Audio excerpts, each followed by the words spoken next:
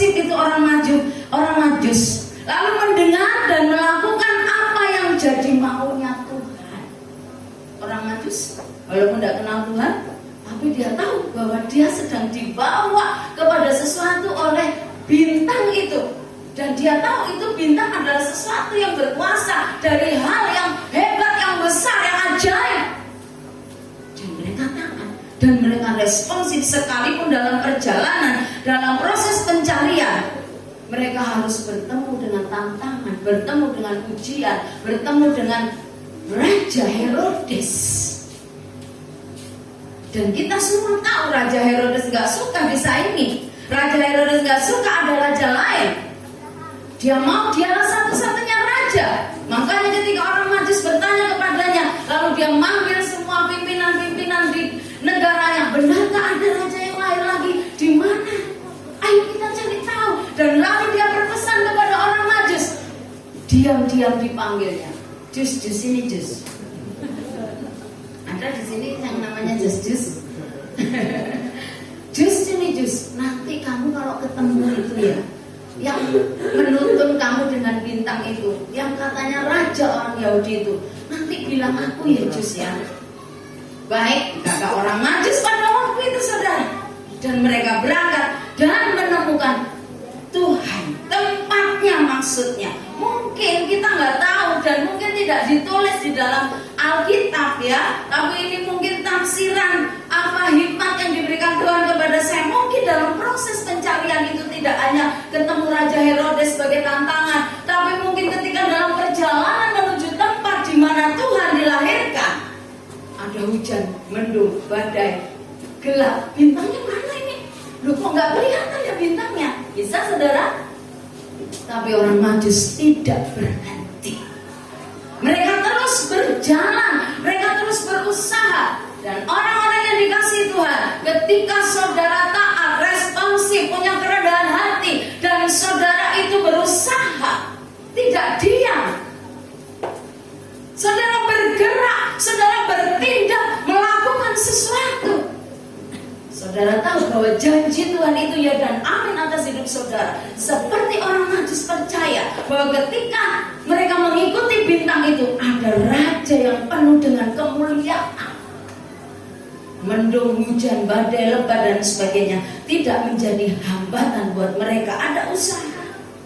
Kadang mungkin kehabisan akal ini orang Majus dalam perjalanan. Bisa putus asa? Bisa lah, mereka itu bukan orang yang kenal Tuhan, saudara. Saudara dan saya aja yang bilang, aku orang Kristen.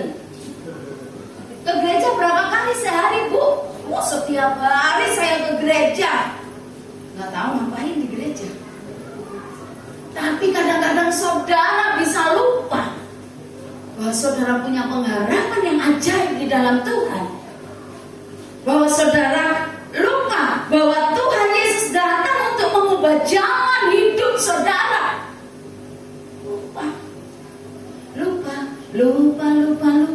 Lupa lagi jalannya. Ingat, aku sudah gak ingat. Saudara, kalau ada tantangan mulai berkata demikian.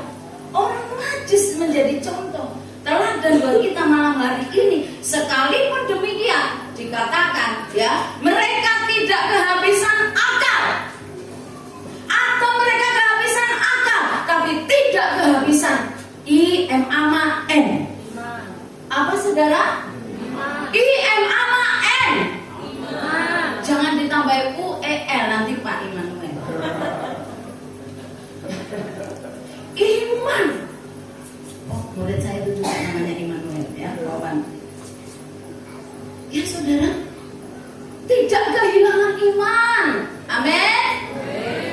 Yang di sini tidak kehilangan iman malam hari ini. Amin. Jangan cuma di ruangan ini, nanti pulang itu loh mulai di testing sama Tuhan. Kalau di sini saudara nggak kehilangan iman, amin. Ada lampu banyak, semua teman-teman banyak di luar, banyak makanan. Tapi nanti waktu pulang menghadapi suami yang menghadapi istri yang seperti radio rusak, menghadapi anak yang bagaimana lagi? Saudara mulai lupa.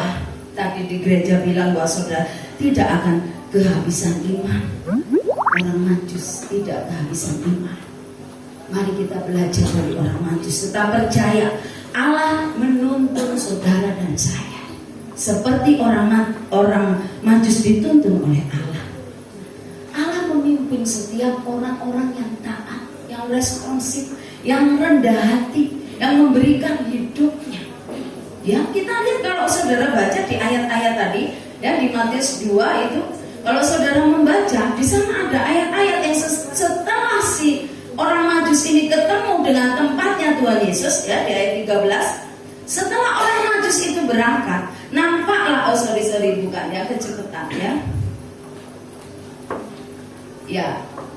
Ayat 12 ini maksud saya. Dan karena diperingatkan dalam mimpi, sampai lupa temanya sendiri ya, Matius 2 ayat 12.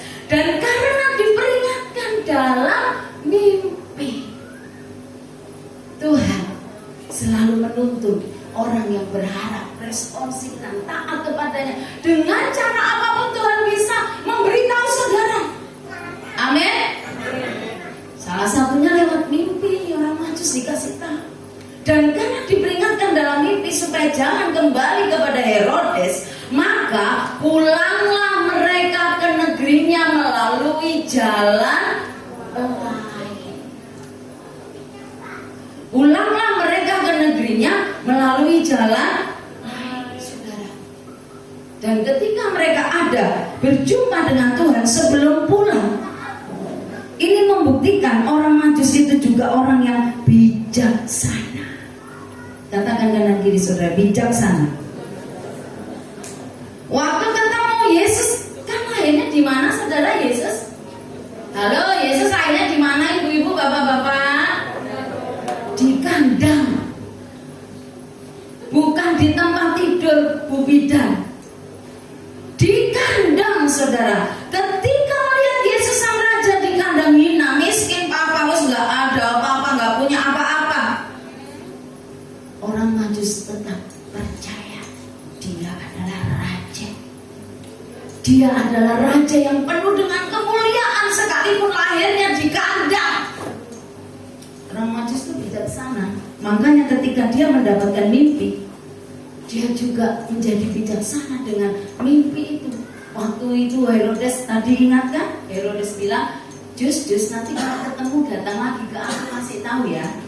Tapi diperingatkan dalam mimpi, mereka bilang, kita nggak usah lewat ke rumah Herodes, kita lewat saja jalan Pelita Barat, ya kan? Lewat jalan lain, kita lewat kota Sampit aja, ya. Jangan lewat Kuala Pembuang. Enggak, ini cuma contoh saudara ya. Tuhan bisa membuat jalan lain atas hidup saudara dan saya. Kalau saudara responsif, taat, rendah hati, memiliki hati yang bijaksana. Bijaksana itu biasanya ditandai dengan gak buru-buru mengambil keputusan, gak buru-buru berkata-kata, gak buru-buru bertindak, apalagi gak buru-buru tingis. Apa itu? Tinju. Suami saya itu mana orangnya ya? Halo Pak Gembala, di manakah dirimu? Suami saya itu petinju ya saudara ya. Dulu, sekarang udah berkurang banget saya lihat. Setiap ketemu temannya, ini bukan marah, memang dia gayanya begitu, nggak ketemu temannya apalagi yang akrab. Padahal pukulan petinju itu sakit loh saudara, walaupun kelihatannya cuma sedikit. Itu karena yang ditinju kan pas sasaran. Hati-hati bapak-bapak ya, jangan tinju-tinjuan sama istrinya ya. Peluk-pelukan aja, amin. Puji Tuhan. Kita kembali ke laptop. Orang Majus itu bijaksana. Ketika mereka mendapat mimpi, mereka lewat jalan lain pulangnya. Terus ini dulu ya, gak bisa mati. Halo, mikrofon Pak Gembala ini bunyi terus, sehingga tahu dimanapun dia berada. Orang Majus diperingatkan Tuhan lewat mimpi, saudara ya. Tapi tidak hanya orang Majus loh, Yusuf juga saudara. Jadi di dalam ayat-ayat ini kita melihat selain orang Majus, Yusuf juga diperingatkan lewat mimpi supaya apa? Mengungsi ke tempat lain, yaitu Mesir. Yang sudah baca ayat-ayat ini saudara, artinya apa sih? Saya mau arahkan saudara bahwa Tuhan Yesus datang itu sanggup mengubah jalan hidup saudara, membuat jalan yang sepertinya tidak bisa, yang sepertinya tidak mampu, yang sepertinya tidak sanggup, tapi Tuhan bisa, ya. Yusuf diungsikan ke Mesir, padahal Mesir itu waktu itu tempat orang Israel keluar dari sana, ya kan? Tapi ini kok dibawa lagi ke sana, tempat yang sudah tidak terpikirkan, tempat yang sudah bukan di dalam perkiraan Yusuf untuk dia mengungsi, untuk dia sembunyi dari Herodes yang waktu itu mencari ingin membunuh bayi Yesus. Tapi Tuhan berkata lewat mimpinya, pergi ke Mesir. Yusuf taat. Sekali lagi taat. Taat, ibu-ibu, bapak-bapak, saudara-saudari, amin. Taat. Ketika saudara taat, saudara akan melihat sesuatu yang Tuhan kerjakan atas kehidupan saudara. Dan Yusuf kembali ketika Herodes sudah mati, dan itu pun dikasih tahu Tuhan. Orang-orang yang punya kerendahan hati, punya pergaulan yang akrab, yang erat dengan Tuhan, di situ Tuhan berbicara, Tuhan berkata-kata, saudara.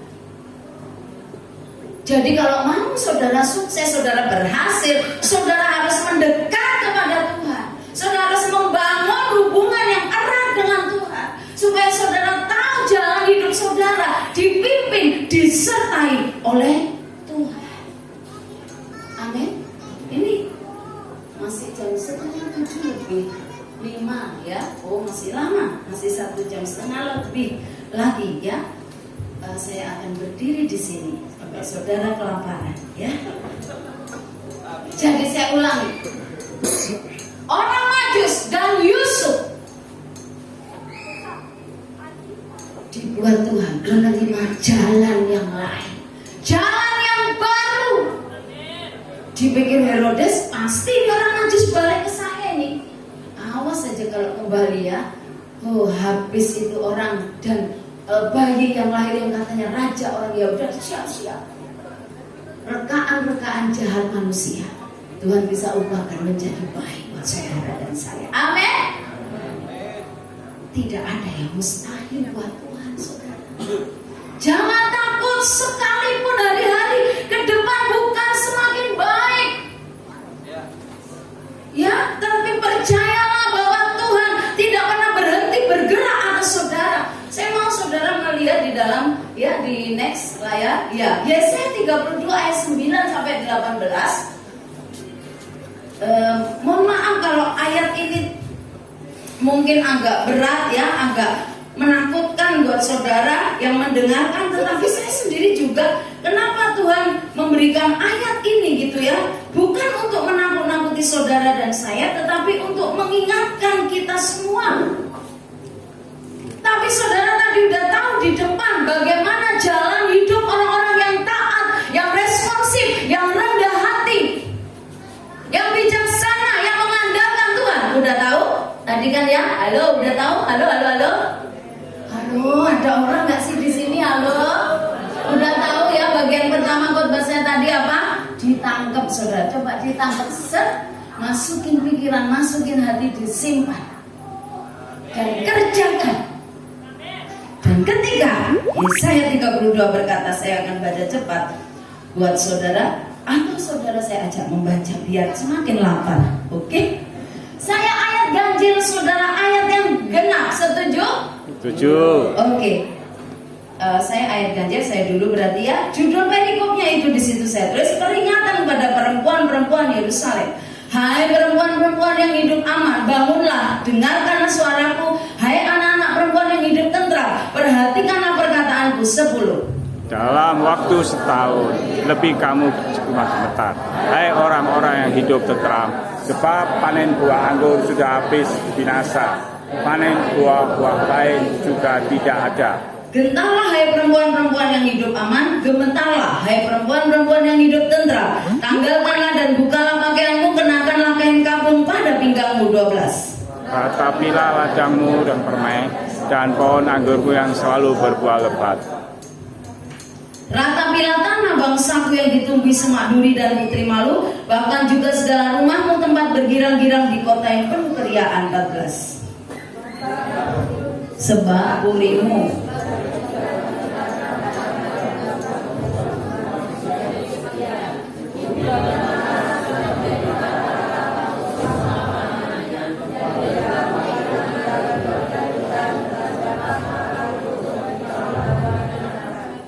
sampai dicurahkan kepada kita roh dari atas, maka padang gurun akan menjadi kebun buah-buahan, dan kebun buah-buahan itu akan dianggap hutan. 16.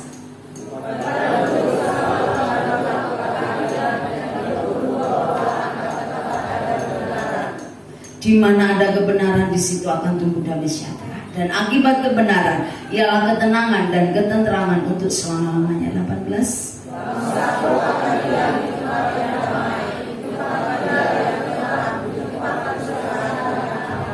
Amin. Ya, sekali lagi ayat ini bukan untuk menakut-nakuti saudara dan saya. Ada amin. Tapi ayat ini mengingatkan saudara dan saya sebagai peringatan Tuhan buat umat yang dikasihinya. Jadi supaya saudara hari-hari ke depan, kalau mau saudara menyaksikan, melihat bahwa Yesusmu itu datang untuk mengubah jalan hidup saudara, saudara kadang-kadang harus lewati keadaan yang sukar, padang gurun, keadaan yang tidak baik. Bahkan dikatakan di sana, hai perempuan-perempuan. Perempuan itu menggambarkan gereja Tuhan. Dan di sini semua adalah perempuan. Ada amin? Perempuan yang ditunangkan dengan Kristus Yesus mempelai saudara dan saya. Hidup saudara hari-hari ke depan harus semakin benar, harus semakin kudus, harus semakin sungguh-sungguh di hadapan Tuhan. Perempuan yang hidup aman, bangunlah, kata ayat itu. Dengarlah suaraku, hai anak-anak perempuan yang hidup tentram. Perhatikan perkataanku, dalam waktu setahun lebih kamu akan gemetar. Saudara, waktu saya dapat ini setahun lebih, saya nggak tahu setahun, benar-benar setahun ke depan, atau setahun itu seharinya Tuhan, saya nggak tahu saudara. Tapi ini adalah sebuah peringatan buat kita semua bahwa ke depan dunia bukan semakin baik, tapi buat orang-orang yang memiliki Kristus berbeda. Amin. Katakan berbeda. Katakan berbeda. Dan keberbedaan saudara harus saudara sebarkan ke dunia ini. Amin. Jangan dipek dewe, kata orang Malang. Apa sih Budia, dipek dewe itu? Jangan diambil sendiri. Jangan untuk diri saudara sendiri. Biar aja dunia habis lenyap dengan segala isinya. Yang penting aku sudah punya Tuhan Yesus. Amin. Haleluya. Di kanannya ada orang susah, ada salah sendiri, kapok kamu gak mau percaya Tuhan. Itu tugas saudara, hello. Tugas saudara, hello.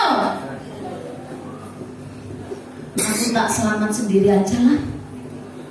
Jangan ya saudara, ini tugas saudara. Dalam waktu setahun lebih kamu akan gemetar, kata firman Tuhan. Hai orang-orang yang hidup tentram, sebab panen buah anggur sudah habis binasa, dan panen buah-buah lain juga tidak ada. Gentarlah hai perempuan-perempuan yang hidup aman, gemetarlah perempuan-perempuan yang hidup tentram. Tanggalkan, bukalah pakaianmu, kenakan kain kapun pada pinggangmu. Ratapilah ladangmu yang permai dan pohon anggurmu yang selalu berbuah lebat. Hati-hati dengan kenyamanan saudara. Amin. Semua itu anugerah Tuhan. Jangan berlindung dalam kenyamanan itu. Jangan saudara bersandar pada kenyamanan tersebut. Jangan saudara mengagungkan kenyamanan tersebut. Ingatlah bahwa semua berasal daripada Tuhan. Hidup saudara harus benar-benar diatur sedemikian rupa, ditata sedemikian rupa. Ayat-ayat di dalam Yesaya 32 ayat 9 sampai 18 ini menyadarkan saudara dan saya agar lebih merendahkan hati lagi, lebih dan lebih lagi. Siapa sih kita ini, saudara? Saudara semua pasti hampir semua pernah naik pesawat. Kalau kita naik pesawat baru naik aja udah nggak kelihatan Cik Susan dari berapa ribu meter, ribu kaki dari pesawat itu. Mana Cik Susan ya, sudah nggak kelihatan. Saya pun yang besar ini juga nggak kelihatan sudah. Mungkin kalau suami saya naik pesawat terus saya nggak ikut, mana ya istriku kok udah nggak kelihatan lewat di atas ini. Siapa saudara dan saya? Coba renungkan siapa. Memang saudara bisa nginjak semut, mati semut.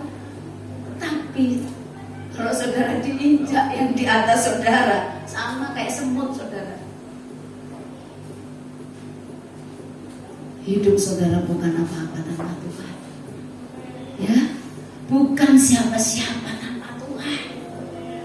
Apalagi kami seperti saya, suami Pak Immanuel, Pak Thomas, istrinya hamba Tuhan ini, aduh rasanya lebih lagi kita harus berlari sedemikian kencang supaya kita berkenan kepada Tuhan, supaya hidup kita benar-benar mendapatkan jalan yang lain daripada Tuhan ketika kita tidak menemukan jalan di hadapan kita. Kemarin ada Mbak Trias bercerita ya, dia ketemu seseorang yang saya juga kenal, saya nggak sebut namanya, nanti pasti saudara juga kenal ya. Bukan ngomongin aja, tapi saya merenungkan apa yang diomongkan dari cerita Mbak Trias. Putih, aku tadi ketemu ini gitu ya. Terus, oh kamu di situ tempat Budia, tempat Pak Kuncoro. Iya, yang itu ya, yang tiang-tiangnya bahkan akan 50 tahun lagi tidak akan hancur, katanya gitu saudara. Ini loh tiang gereja itu loh maksudnya saudara ya. Jadi saya dengar, oh saya ketawa-ketawa, tapi benar saya merenungkan perkataan itu. Memang tiang ini gede banget ya, tapi bukan rencana kita loh Pak, Bu, benar ya. Ini nggak tahu kok tiba-tiba ada tiang gede-gede itu ya kan saudara. Artinya walaupun gede itu, katanya orang yang ngomong itu mungkin 50 tahun nggak hancur, tapi ya, kalau Tuhan mau hancurin sebentar hancur. Artinya kita bukan apa-apa tanpa Tuhan. Kalau tempat ini berdiri, tiang-tiangnya gede-gede, ya itu karena Tuhan. Amin. Ini milik Tuhan, kepunyaan Tuhan di tempat ini.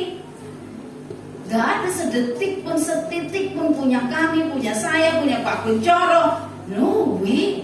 Ini punya Tuhan, saudara. Yes. Jadi kalau saudara sedang mengerjakan sesuatu di tempat ini, saudara sedang melakukan buat Tuhan. Kok sampai ke sana ya saya ya? Pak Thomas sama Ibu ini lagi membangun gereja, pasti Tuhan akan sertai berkat. Amin. Tuhan sanggup mengubah jalan hidup kita. Sekali lagi, sekalipun direka-rekakan yang tidak baik oleh siapapun, oleh manusia, oleh kekuatan apapun, saudara. Sekalipun dunia ini bergoncang, sekalipun perang dan dedor, tapi kalau saat itu memang saatnya Tuhan mengangkat saudara, memberkati saudara, gak peduli ada dentuman bom, dentuman perang, Tuhan bisa bekerja atas hidup saudara. Amin. Seperti ayat ini dikatakan, buah-buahan mas gak panen lagi, sudah gak panen lagi. Gak ada pengharapan, pokoknya ini ayat semua berkata demikian di awalnya, tapi ayat 15 dikatakan sampai dicurahkan kepada kita roh dari atas. Amin.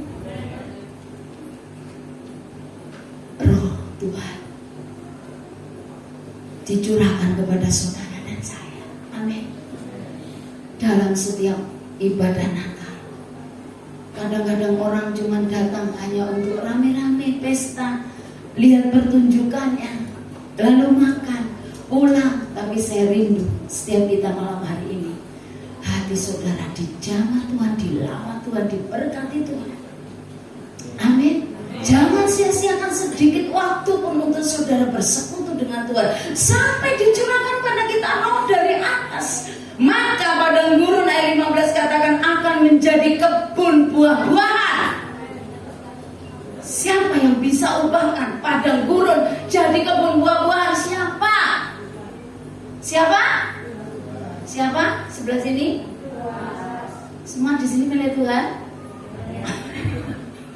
Soalnya saya lihat wajah saudara, aduh kok lama ya. Ditanyai segala. Emang orang Jawa ini gitu kali ya, lama gitu. Iya, masih 20 menit saya khotbah. Sampai 8:30 ya saudara ya. Menjadi kebun buah-buahan, dan kebun buah-buahan itu akan dianggap hutan ketika Tuhan bekerja atas hidup saudara. Betapa ajaibnya Tuhan, betapa hebatnya Tuhan. Di padang gurun selalu akan berlaku keadilan, dan di kebun buah-buahan akan tetap ada kebenaran. Itu cara Tuhan, jalan Tuhan yang tidak saudara duga, yang tidak saudara pikirkan, yang tidak saudara bayangkan. Tuhan sanggup mengerjakan. Percayalah saudara, sekalipun nanti ke depan saudara mengalami keadaan dunia semakin tidak baik, semakin sulit, gandeng tangan Tuhan erat-erat saudara. Jangan lepaskan. Percayalah Yesus sanggup mengubah jalan hidupmu. Karena di mana ada kebenaran, di situ akan tumbuh damai sejahtera, dan akibat dari kebenaran ialah ketenangan dan ketentraman untuk selama-lamanya. Bangsaku akan diam di tempat yang damai. Saudara dan saya umat Tuhan, amin. Di tempat tinggal yang tentram, di tempat peristirahatan yang aman. Tidak hanya dalam kekekalan, tapi ketika dunia sedang kacau dan saudara masih diizinkan ada di dalam dunia, Tuhan akan pegang kendali hidup saudara. Amin. Amin. Tuhan akan ubahkan semua yang tidak mungkin. Mari kita semua yang berkumpul malam hari ini di tempat ini percaya padang gurun sanggup diubah menjadi taman Tuhan. Tuhan memberkati kita semua. Amin. Mari saya ajak kita diam di tempat kita, datang pada Tuhan. Arahkan hati kita kepada Tuhan. Siapa yang percaya Yesus sanggup mengubah jalan hidupnya, malam hari ini datanglah kepadanya. Bukan kepada gereja ini, bukan kepada saya yang sedang bertugas menyampaikan firman Tuhan, tapi datanglah kepada Tuhan di atas segala Tuhan, Raja di atas segala raja. Di saat kami berbeban berat Tuhan, kami mau ingat bahwa kami punya Tuhan, dan hanya Tuhan yang paling peduli keadaan kami. Amin. Yesus, silakan tampilkan. Haleluya Yesus. Terima kasih. Percayalah, ketika saudara ada di dalam kebenaran, berjalan di dalam kebenaran, mengandalkan Tuhan, Tuhan ubahkan padang gurun menjadi tamannya. Tutup mata saudara, arahkan hati roh saudara kepada Tuhan. Jangan lihat kanan kiri saudara atau muka belakang saudara, hanya saudara dan Tuhan. Haleluya, haleluya. Di saat ku berbeban berat, ku ingat ku punya Kau Tuhan.